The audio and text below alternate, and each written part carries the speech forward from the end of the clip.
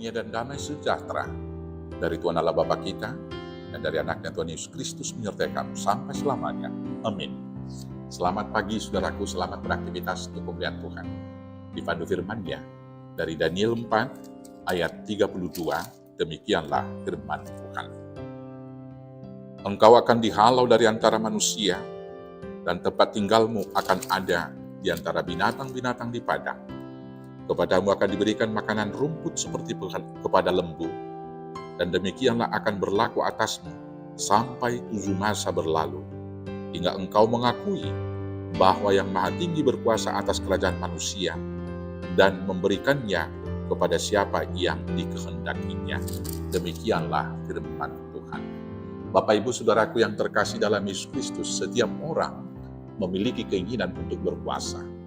Karena dengan kekuasaan yang dimiliki, seseorang dapat mewujudkan banyak keinginan untuk membangun kehidupan yang lebih baik bagi dirinya sendiri dan bagi banyak orang. Tetapi kekuasaan itu juga dapat menjadi malapetaka bagi orang banyak apabila dipakai untuk memuaskan keinginan pribadi dari seorang pemimpin yang berkuasa. Seorang pemikir politik yang bernama Bernard Lord Acton tahun 1834 sampai 1902 yang disebut juga sebagai sejarawan kebebasan berkata, "Power tends to corrupt, dan absolute power corrupts absolutely." Kekuasaan cenderung korupsi atau merusak. Kekuasaan absolut merusak secara absolut. Adagium yang diucapkan oleh Acton di atas telah terbukti dalam sejarah. Seorang penguasa atau seorang pemimpin berpeluang untuk melakukan penyelewengan atau korupsi dalam menentukan kebijakan dan keputusan. Semakin besar kewenangan seseorang atau kekuasaannya, semakin besar pula peluangnya untuk melakukan penyelewengan atau abuse of power. Penyelewengan kepemimpinan tidak hanya terjadi dalam kepemimpinan sekuler, tapi bisa juga terjadi di dalam kepemimpinan rohani di gereja. Penyelewengan kekuasaan tersebut telah dilakukan oleh manusia sejak zaman Alkitab. Hal tersebut dalam perikop bacaan kita ini dilakukan oleh Nebukadnezar dalam konteks bacaan kita. Kekuasaan besar yang dimilikinya menggoda dan menjebak dia bertindak sebagai dewa yang harus disembah. Untuk mewujudkan keinginan sesatnya itu, dia membangun sebuah patung dirinya dan mengeluarkan sebuah titah supaya setiap orang di wilayah kekuasaannya harus menyembahnya setiap kali mendengarkan bunyi sangkakala dan bunyi musik yang lain. Siapa saja yang tidak patuh dengan perintah tersebut akan dihukum dengan cara dilemparkan ke perapian atau ke gua singa. Saudaraku yang terkasih, Allah tidak suka melihat penyelewengan dan kesombongan seorang pemimpin seperti Raja Nebukadnezar. Maka ia menegurnya dalam mimpinya. Mimpinya yang pertama adalah dia melihat sebuah patung yang sangat besar, tinggi dan berkilau-kilauan. Dan kemudian kepalanya terbuat dari emas tua, lengannya dari perak, dan perutnya dari tembaga, paha dari besi, dan juga dari tanah liat.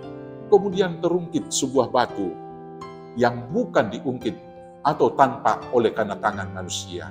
Kemudian dia menghempaskan patung itu dan kemudian hancur berkeping-keping menjadi debu.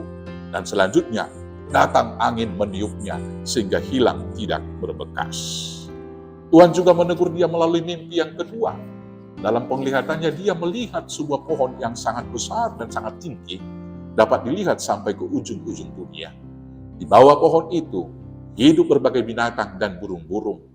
Dan kemudian tampak seorang penjaga turun dan memerintahkan supaya pohon itu kemudian ditebang, tetapi pangkalnya ditinggalkan. Titah ini adalah menurut putusan para penjaga. Dan hal ini menurut perkataan orang kudus, supaya orang yang hidup tahu bahwa yang Maha Tinggi berkuasa atas kerajaan manusia dan memberikannya kepada siapa yang dikehendakinya. Bahkan orang yang paling kecil sekalipun dapat diangkatnya untuk kedudukan itu. Itulah arti daripada mimpi itu kemudian diterangkan oleh Daniel kepadanya, bahwa di atas kekuasaan yang besar ada kuasa Tuhan yang lebih tinggi. Kalau dia menyombongkannya, maka Tuhan akan menghancurkan kekuasaannya. Tetapi kalau Nebukadnezar mau bertobat, kerajaannya akan dikembalikan. Hukuman kepada Nebukadnezar kemudian nyata. 7 tahun dia diusir dan hatinya menjadi hati binatang. Dia kemudian makan rumput seperti sapi selama 7 tahun. Tetapi setelah dia bertobat dan mengakui kuasa Tuhan, maka kemudian kekuasaannya dikembalikan kepadanya. Bapak Ibu Saudaraku yang terkasih dalam Yesus Kristus, bila kita menerima kekuasaan dalam posisi yang kita duduki saat ini, di pemerintahan, bahkan mungkin juga dalam pelayanan gereja, hal yang pertama yang harus kita ingat adalah jangan sombong. Jangan otoriter. Jangan melakukan tugas tanggung jawab pemimpin itu hanya untuk memuaskan keinginan. Godaan terbesar seorang pemimpin adalah memakai kekuasaan untuk kepentingannya sendiri. Dia bisa dihormati, dan kemudian seorang pemimpin yang awalnya rendah hati, dia kemudian jatuh kepada kesombongan karena terbiasa dihormati, terbiasa disanjung. Merasa diri lebih besar dan lebih pintar dari orang lain, sehingga cenderung bertindak otoriter dan menindas orang lain. Setiap orang yang berbeda pendapat dengannya dianggap musuh. Dia tidak senang dengan kritikan, tetapi lebih nyaman dengan pujian dari para pencilan. Pada tingkat yang lebih parah, seorang pemimpin yang merasa dirinya adalah pusat kebenaran akan bertindak sebagai Tuhan, sebab hatinya telah berubah dari hati manusia menjadi hati hewan. Saudara-saudaraku yang terkasih dalam Yesus Kristus, kalau Tuhan memberi kesempatan kepada kita, maka kita harus mengaminkan dan senantiasa ingat bahwa kekuasaan itu adalah pemberian Tuhan.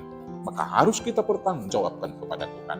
Maka segala keputusan, segala tindakan dan perbuatan yang kita lakukan, harus kita lakukan untuk kemuliaan bagi nama Tuhan dan berkat bagi sesama. Yang kemudian harus kita ingat kekuasaan itu sementara. Karena itu saudara-saudaraku yang terkasih, kalau kekuasaan itu hanya sementara, mari kita mengisi waktu yang sangat singkat melakukan hal yang baik. Bukan berusaha mati-matian mempertahankan kekuasaan itu. Karena sehebat apa dan sekuat apapun usaha kita mempertahankan kekuasaan, tetapi itu tidak akan pernah bertahan selamanya. Di atas kekuasaan kita ada kekuasaan Tuhan yang lebih tinggi dan yang lebih besar daripada kuasa kita. Karena itu saudaraku, selagi ada waktu, pakailah kuasa kepemimpinan yang diberikan Tuhan kepada kita untuk membuahkan buah yang baik kepada sesama dan untuk memuliakan Tuhan. Kiranya Tuhan memperlengkapi, Tuhan meneguhkan dan menyertai kita melakukan tugas kepemimpinan kita dengan baik untuk kemuliaan-Nya. Tuhan Yesus memberkati. Amin. Kita bersatu dalam doa. Terima kasih Bapa yang baik atas semua kuasa yang Tuhan beri kepada kami untuk memimpin kehidupan yang lebih baik lagi.